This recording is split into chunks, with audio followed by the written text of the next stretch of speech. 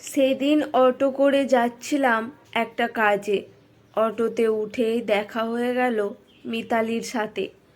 মিতালির আমার পূর্ব পরিচিত, কিন্তু অনেক দিন দেখা হয়নি, মাঝে কথাও হয়নি বহুকাল। তাই দু চারটে কুশল বিনিময়ের কথা হতে না হতেই অটোতে উঠে এলো আরও একজন মহিলা। অটোতে 4 জন যাত্রী পূর্ণ হলো তার আগমনে। ফলে স্টার্ট দিল অটো ড্রাইভার দাদা। আরে মিতা না, কতদিন পর দেখা, কেমন আছিস রে? বেশ উচ্ছ্বাসিত স্বরে বললেন ওই ভদ্রমহিলা। ভালো আছি রে কাজল, তুই কেমন আছিস? মিতালিও হেসে জবাব দিল, আমি তো খুব ভালো আছি।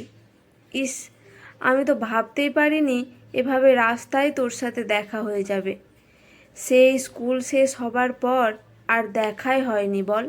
হুম, ছোট জবাব দিয়ে হাসলো মিতা। তুই কি করছিস রে আজকাল? আবার প্রশ্ন করলেন ওই ভদ্রমহিলা। সংসার গুছিয়ে সংসার করছি, বলতে পারিস একজন পুরো দস্তুর হোম মেকার। সে কি, তুই হাউস ওয়াইফ? কোনো কাজকর্ম করিস না? মুহূর্তে দেখলাম পাল্টে গেল ওই ভদ্রমহিলার স্বর। করি তো, সংসারটা সুস্থভাবে পরিচালনা করার কাজটাই তো মন দিয়ে সারাদিন করি। ওতেই কখন যে দিনটা শেষ হয়ে যায় টেরই পাই না। তুই কি করিস কাজল? আমি একটা বেসরকারি চাকরি করি। বাব্বা, এত পড়াশোনা শিখে ওই হাউসওয়াইফ হওয়া পোষাবে না রে।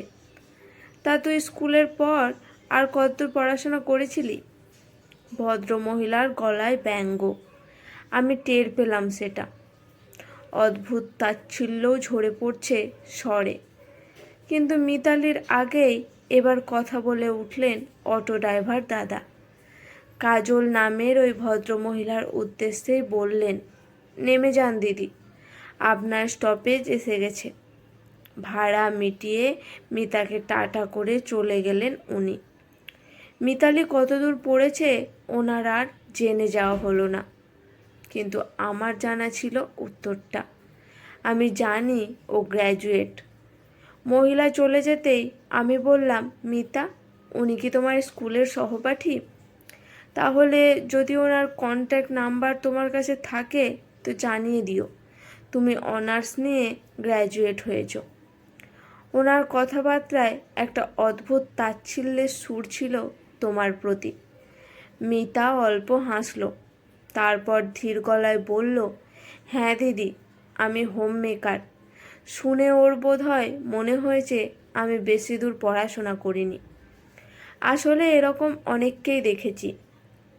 কোনো মেয়ে পুরোপুরি হাউস ওয়াইফ হলেই বোধহয় ধরে নেয় সেই মেয়েটা আর বেশি পড়াশোনা জানে না। কি অদ্ভুত না? এরা এটাই বোঝে না একটা অফিসে চাকরি করতে যতটা দক্ষতা, যতটা শিক্ষা লাগে, একটা পরিবারকে সুন্দরভাবে পরিচালনা করে এগিয়ে নিয়ে যেতে কিন্তু কোনো অংশে কম দক্ষতা লাগে না। মিতা, তুমি তো ছোট একটা বিজনেস করো, আমি জানি। হাতের কাজের গয়না তৈরি করে মেয়েদের বিক্রি করো, আমাকেও করেছো। এছাড়া অনেক বাচ্চাদের প্রাইভেট টিউশন পড়াও, এগুলো ওকে বললে না কেন? মিতাকে জিজ্ঞেস করলাম আমি। কেন দিদি, আমি তো নিজের হাউস ওয়াইফ হবার পরিচয়টা নিয়ে কুণ্ঠিত নয়, বরঞ্চ গর্বিত।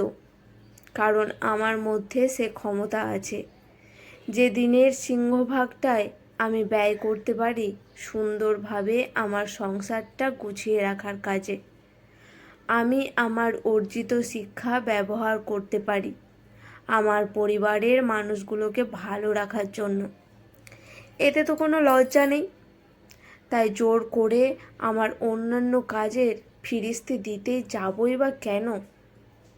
এসে গেছে, নেমে যান।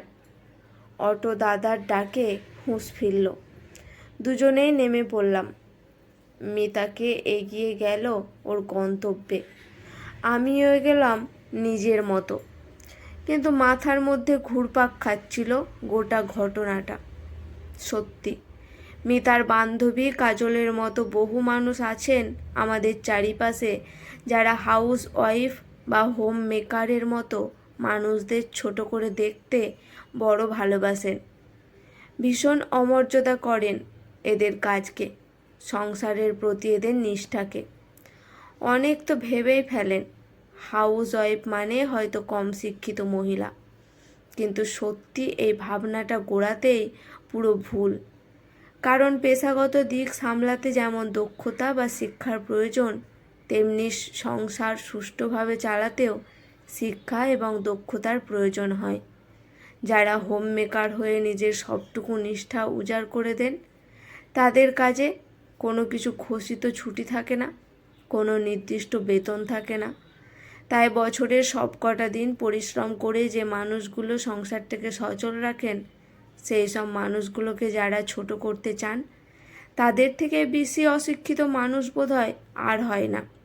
আর এই সব মানুষগুলোর জন্যই বহু গৃহবধূ খুব কুণ্ঠা বোধ করেন, নিজেদের হেই ভাবেন সর্বসমক্ষে, আত্মবিশ্বাস ভেঙে যায় তাদের। তবে আমি সত্যি কুর্নিশ জানাই মিতালির মতো মেয়েদের, যারা কাজলের মতো ডিগ্রিধারী অশিক্ষিতদের সামনেও আত্মবিশ্বাস হারায় না।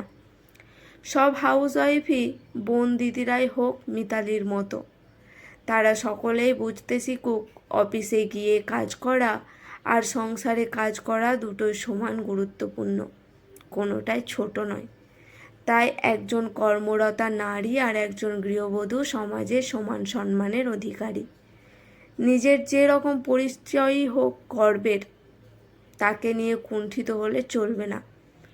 সমাজের সামনে মাথা উঁচু করে দাঁড়িয়ে নিজের সম্মান নিজেকে আদায় করে নিতে হবে। ভেঙে দিতে হবে বস্তা পচা কিছু সারবত্তাহীন ধারণা, যেগুলো বয়ে নিয়ে বেড়ায় আদতে শিক্ষিত মানুষেরা। আজকের গল্পটি এখানেই সমাপ্ত। গল্পটি ভালো লেগে থাকলে পাশে থাকবেন।